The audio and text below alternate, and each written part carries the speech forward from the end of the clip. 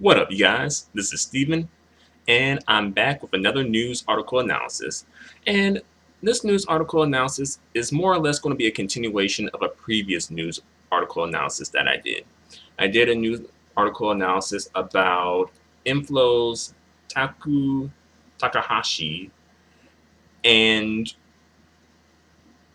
based on the title, I thought he was going to be talking about why he tweeted the tweet that said something to the effect of F JPop, but however, that was not touched on. So, in this news article analysis, um, I'm going to talk about that tweet as well as a couple of other things. And I probably will not read the article in its entirety, but rather um, read and talk about, the more controversial parts of the article, the more juicy parts of the article, where he kind of goes into depth about his tweet, FJ-pop, and as well his views of the industry as it was and as it is now, as well as his views on K-pop versus J-pop, and as well on the female artists who he believed are good vocalists. And I definitely have a couple of things to say about that one.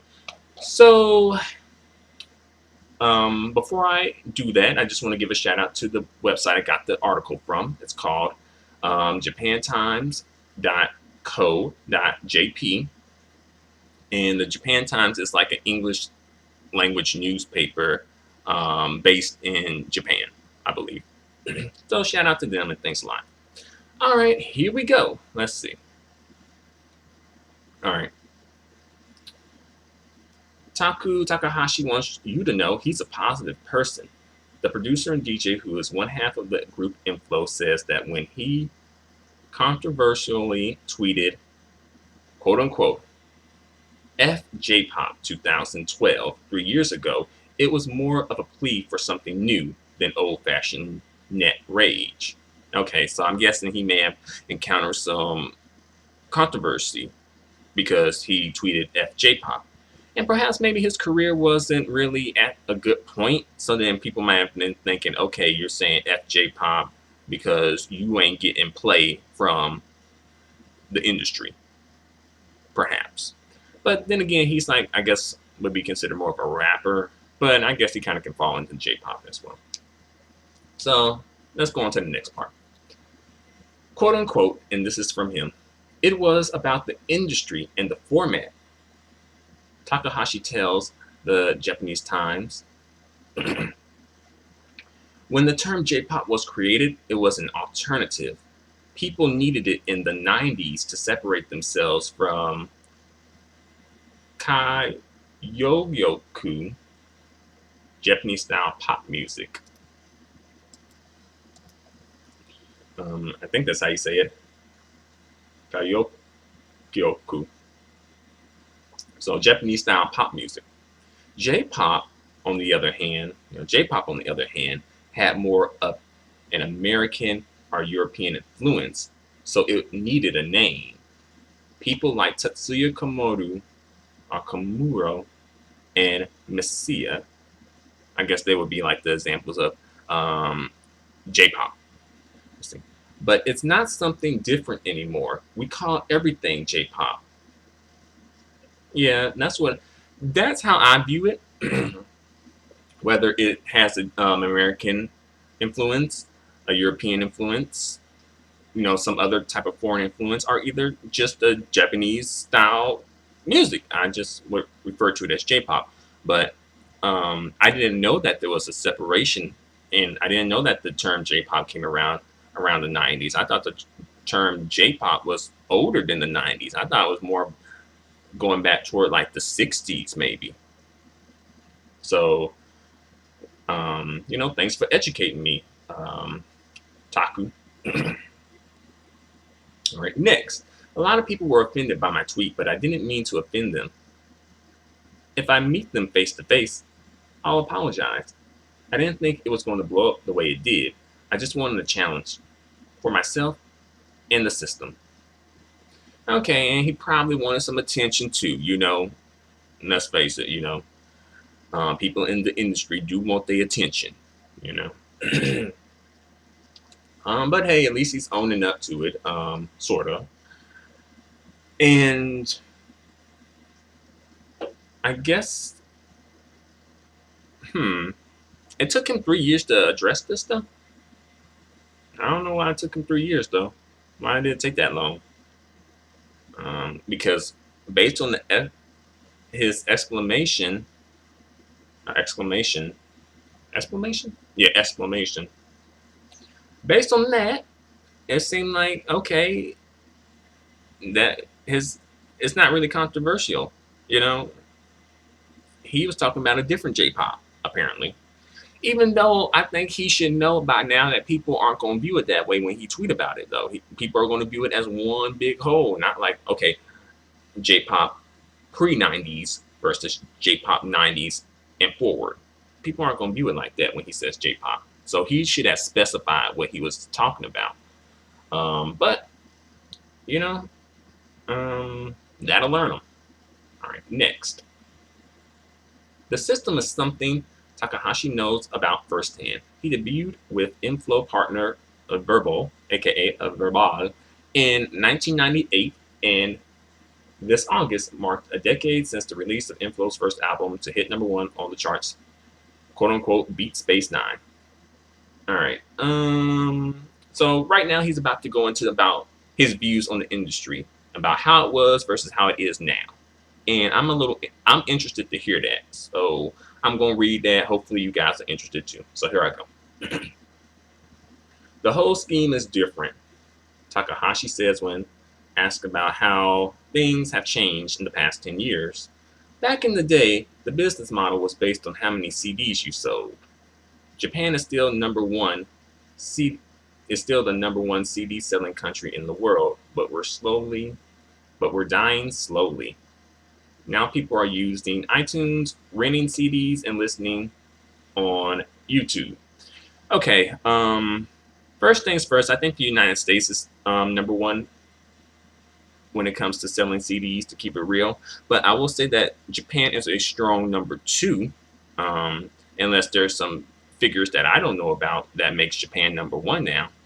And then if they are, then definitely kudos to them, Kudos to them for being in a position to be #1 and also having a monopoly on the #1 market, because people can't just jump into the Japanese pop music industry because of the language barrier, and as well the ethnic barrier that's in Japan too. Don't forget that. Um, I mean, Japan is more open to foreigners than it was, say, 10 years ago, but it's still difficult for foreigners to have like success, like say a native would have, you know. And let's see. He said people are using iTunes, renting CDs, and listening on YouTube now. What is renting CDs? I've seen that before, but what exactly is renting a CD? Is it like renting a DVD or a VHS tape? Do you literally rent the CD from like some store and then return it? Is that like a Japanese thing? If you know about that, hit me up in the comments. All right, on to the next. While iTunes and YouTube are among the most common ways for teenagers to listen to music overseas, major Japanese labels often keep their artists offline for fear of privacy. Sorry, for fear of piracy. Yeah, I noticed that, especially with Avex. They don't like to put a lot of their stuff online. They'll give you like a little snippet of their stuff, but then they're like, nah, we ain't putting the rest of it online. But the thing is still, you can still find it online somewhere. Keep it real. You can still find it online somewhere if you search hard enough for it. I mean, I ain't gonna call nobody out or anything, but I'm just saying. And Takahashi firmly believes that the conservative industry in Japan has been slow to adapt to the new realities of the market. Yeah, that's true. And I also wonder how singles factor into the new market, the new music market in Japan, because prior to like, MP3s and digital singles, physical singles were kind of like the thing. But now, so I think a lot of people are moving away from moving away from physical singles and moving toward digital singles because they're cheaper. But people still buy physical singles. But I do wonder, how does that factor in? Like, is it tougher to market a physical single now? Is it more marketable to do digital singles? Because I know like artists like Ayumi Hamasaki and Namie Amuro, they still release physical singles, you know? But then again, some artists, like say a Crystal K, might be more apt to release digital singles. Because I think the first single that she released in like 3 or 4 years was like sometime this year. Because the first physical single, I mean.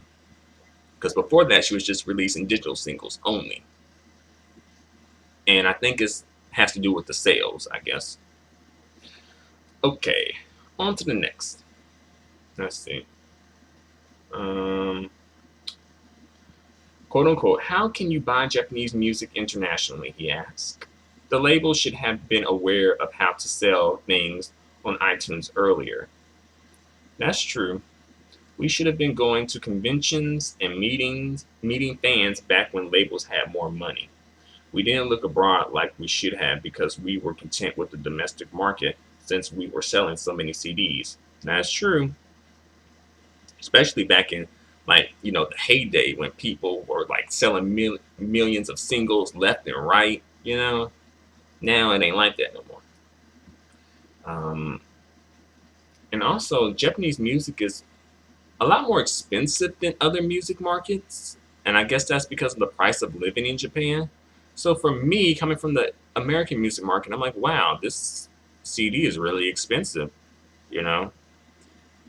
And that's why oftentimes I opt to buy the overseas version of a CD instead of the Japanese version of a CD. And usually, for the most part, things aren't too much of a difference, except for maybe if you buy a DVD. Usually, the DVD, if you purchase it in from a Japanese version of a CD, DVD album, the DVD region will be number two. If you purchase the overseas version, the DVD region will probably be number three, and that may switch things up a bit. And they do that to protect against piracy. Um, and if you're a fan, and you're a foreign fan, like in the United States or in the West, you have to find a way around that if you want to enjoy the DVD content. Let's see. Next. So money is the issue? Question mark. Money is the issue, Takashi replies. We don't have a lot of money, but we need to do more internationally. We should be more internet friendly. We should have English translations on websites. That's true. I wish they would do some English translations every once in a while. And to me, that would kind of, for them to do that, that would mean that they're addressing and acknowledging their international fans because they do exist. Like, I'm able to connect with foreign fans and artists by speaking English. It allows you to see the outside world. Let's see. The industry is in transition, figuring out how to operate with less money.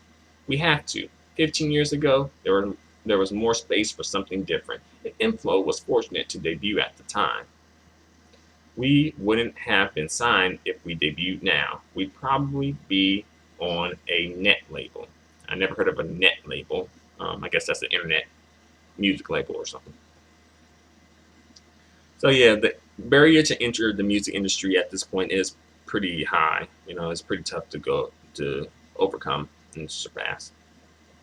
Let's see. Let's see. All right, next I'm going to talk about how Taku Takahashi feels about K-pop. All right, Takahashi has never been shy about his admiration for the way K-pop has been able to break into foreign music markets.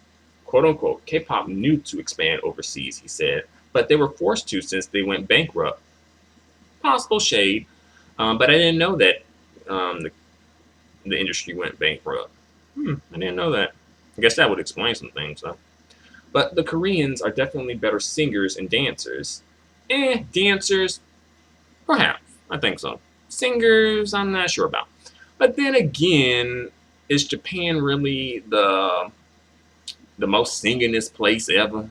If you get what I'm saying. I think when it comes to the singers, well, more or less the same. When it comes to the dancers, I think maybe K-pop might have it over the Japanese dancers or J-pop dancers. Next, they never really had much of an underground scene, but they are getting one now. I could never play drum and bass in Korea a few years ago, but now I play 30 minutes of it during my DJ sets there, and people go crazy for it. I don't listen to that much K-pop, but I go there like 4 times a year. I have a residency at a club in Busan. Hmm, there's a residency. Good for him. Good for him. Getting money. All right. The idea of Koreans being better singers and dancers may sound controversial at first, but Takahashi thinks it has more to do with what Japanese music fans perceive as okay when it comes to listening to music. And now we're going to get into the female musical artists who he believes are good singers. So we're going to start getting into that territory. And I got a couple opinions of my own. All right, here we go. Quote unquote. Japanese people can't really tell if a singer is good or bad, he says. I guess Japanese people can't hear. I don't know. That's interesting. Interesting. People in the United States say Jennifer Lopez can't sing, but if she were a Japanese singer in Japan, then people would think she was someone who can sing well, or who can sing very well. Yeah, people do kind of take shots at Jennifer Lopez, but hey, she's been able to have a career, you know, so she's got something to bring to the table. Um, but let's go forward.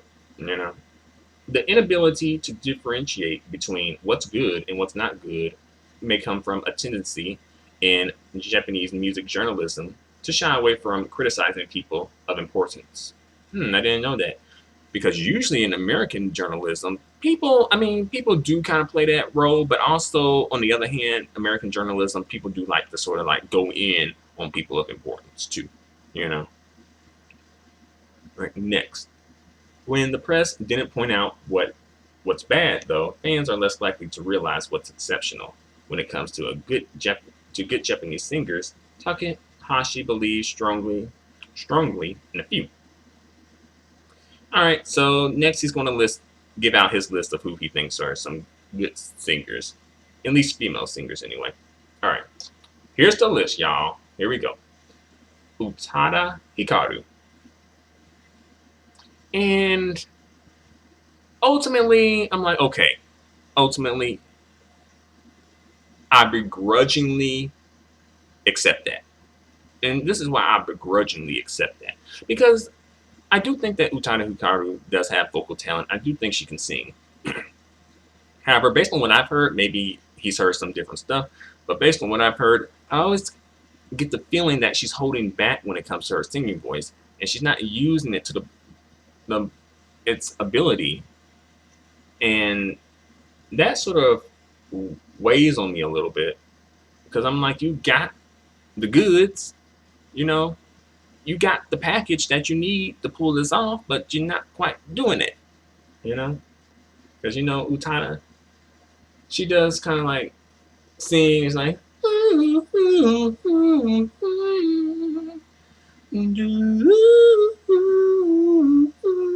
and I do give her credit for trying to.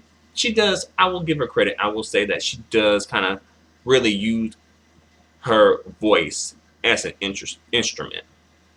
I think she really gets that concept. I think she has that concept in her head that her voice is not just a voice, but it is an instrument, and you should use it in that way. And I think she does do that in a lot of her songs when she kind of, ad libs a little oohs and ahs and things like that. And like,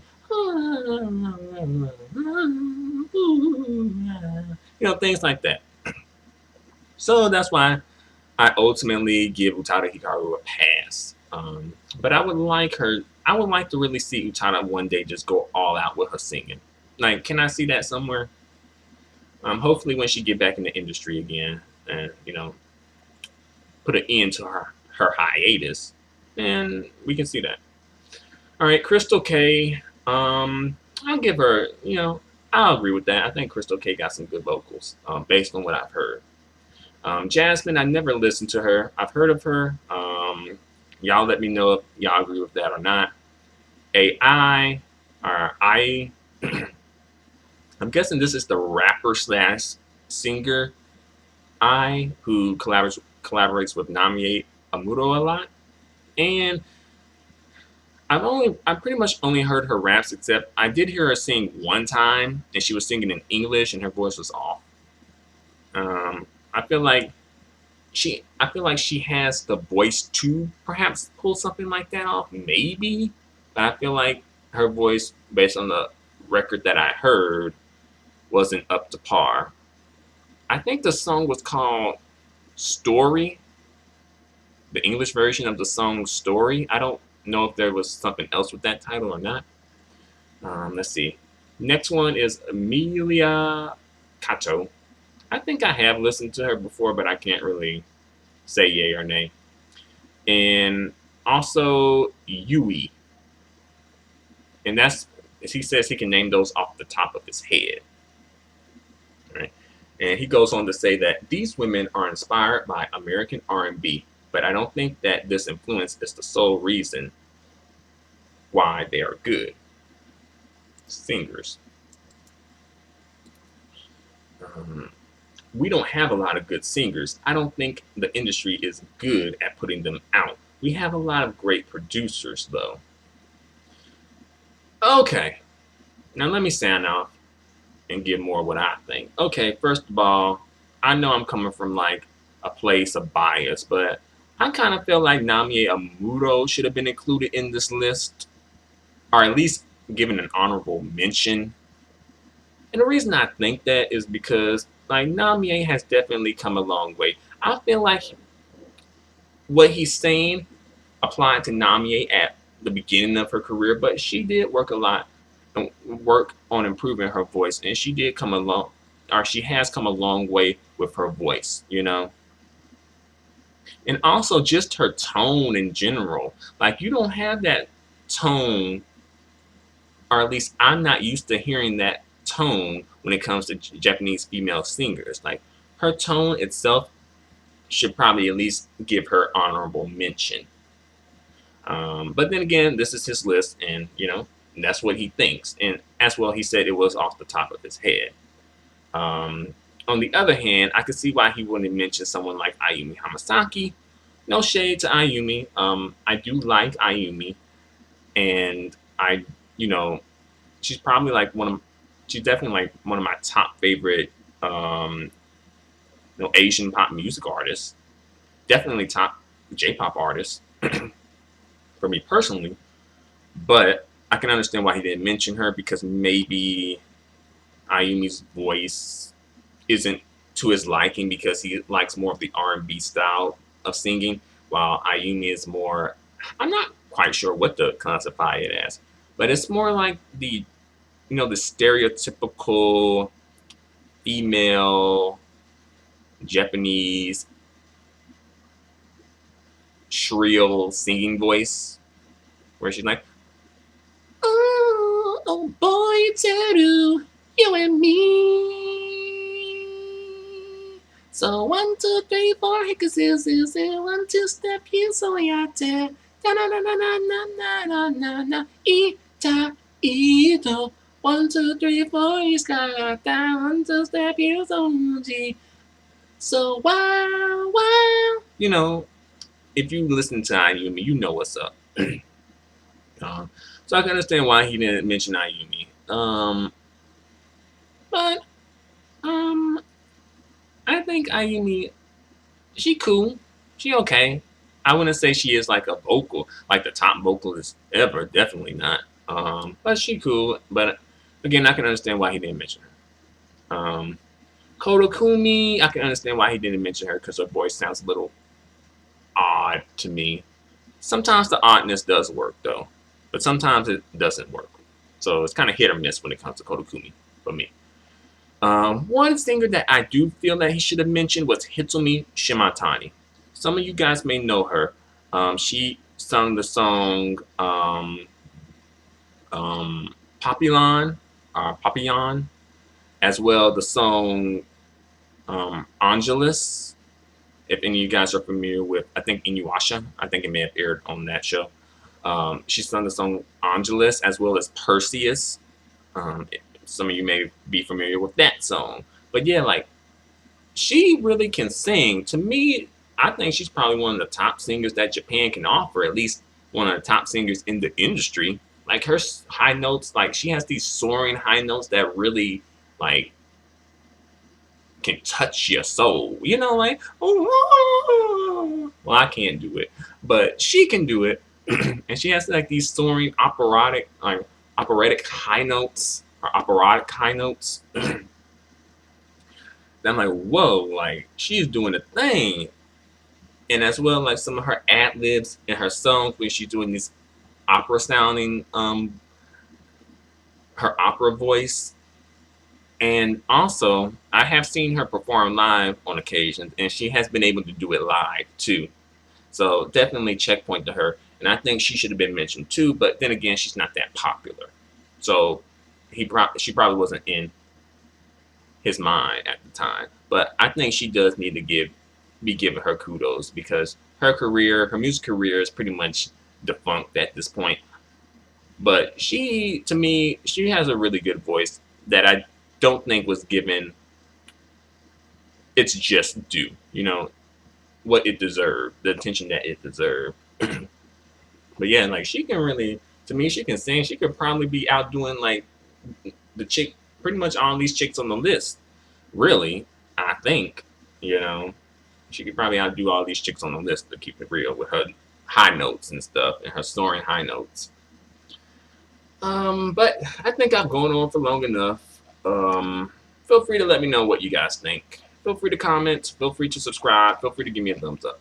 Your feedback and support are extremely appreciated and extremely valued. Until the next news article analysis, adios and goodbye for now.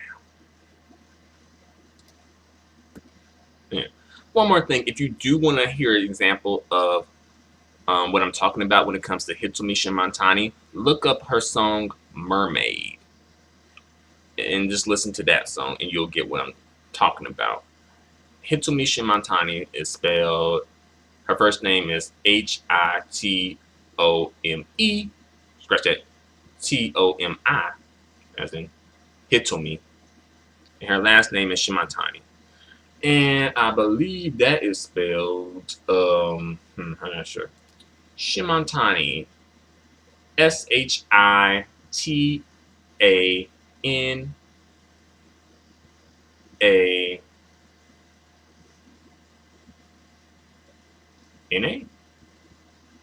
I think so. Oh, and I'm sure the search engine will correct you. But thanks a lot. Adios and goodbye for now.